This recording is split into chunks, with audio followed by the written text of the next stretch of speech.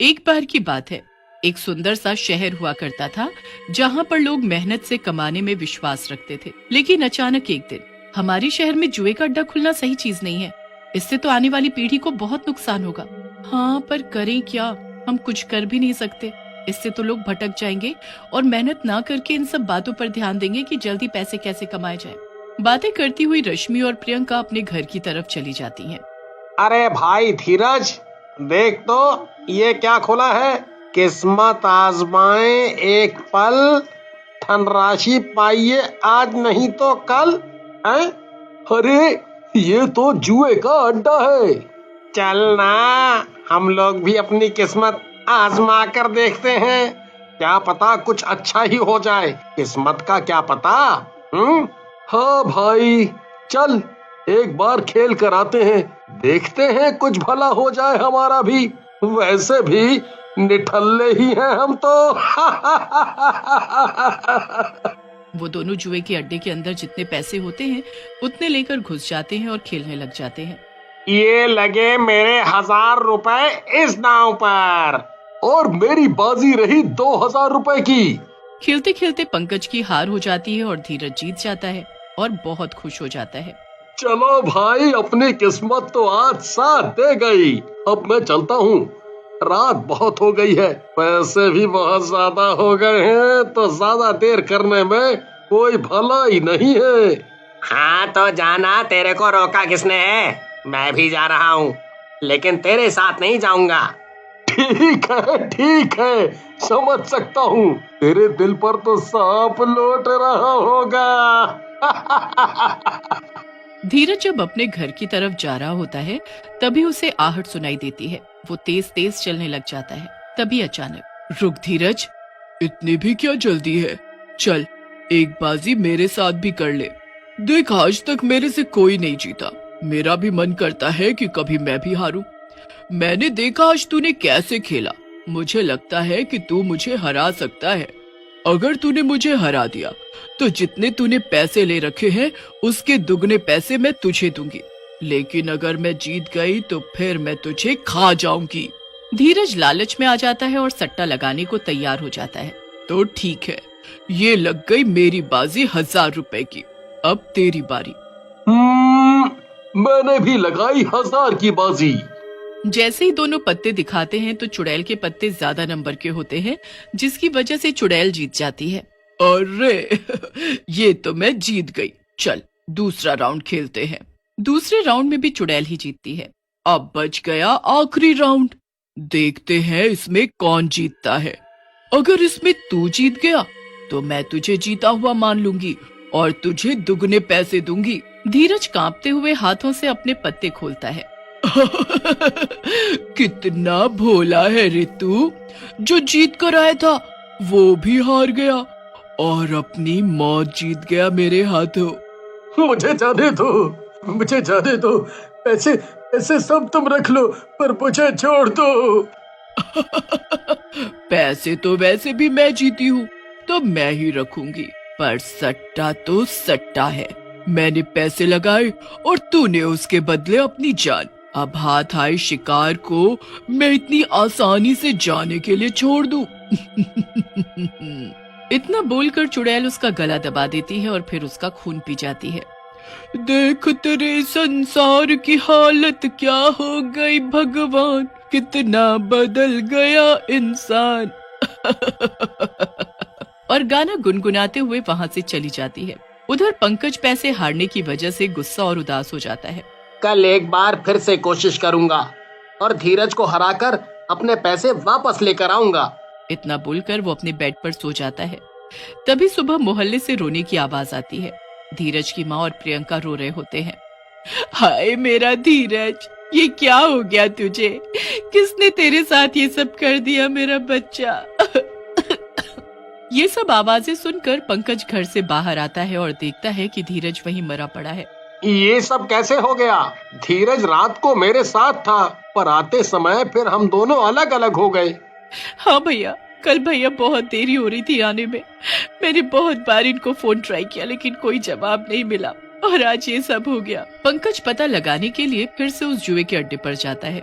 वहाँ एक आदमी नशे में धुत बहुत घंटों से जुआ खेल। लो, ये लगी मेरी 500 की बाजी। एक बार मैं फिर से जीत गया। आज का दिन काफी अच्छा है मेरे लिए। चलो भाइयों, तुमको तुम्हारी हार मुबारक। मैं तो चला अपनी जीत की खुशी मनाने। कहकर विक्रम वहाँ से निकल जाता है। तभी अचानक चुड़ैल उसके रास्ते में आ जाती है। काफी अच्छा खेल लेते हो, एक बाजी मेरे साथ भी खेल लो। कौन हो तुम? मैं वो हूँ जो जुए में कभी नहीं हारती। विश्वास ना हो तो एक राउंड हो जाए। हट, मैं रूखा रूखा नहीं खेलता, न चखना न दारू। हट मेरे रास्ते से। और अगर मैं तुम्हें दुगने पैसे दूं तो? एक ही राउंड में दुगने पैसे? हाँ और क्या, ये मजाक नहीं है। फिर चुड़ैल मन ही मन सोचती है और हंसती है। और अगर हारा तो आज तो मेरा भोजन बनेगा। हाँ, मैं तैयार हूँ। वैसे भी आज मेरा दिन बहुत अच्छा जा रहा है। चुड़ैल और विक्रम खेलना शुरू करते हैं और विक्रम अपना पहला राउंड जीत जाता है। हे, क्या बोला था अपन? कहा था ना अपन ही जीतेगा। आज अपन का दिन बहुत बढ़िया है। हाँ हाँ बिल्कुल, चल एक और राउंड हो जाए। विक्रम लालच में दूसरा राउंड भी खेलता है पर हार जाता है। अरे, इस बार मैं हार गया। भाई अब नहीं खेलना मुझे। ये पैसे तू रख, मैं चलता हूँ, कल फिर आऊंगा।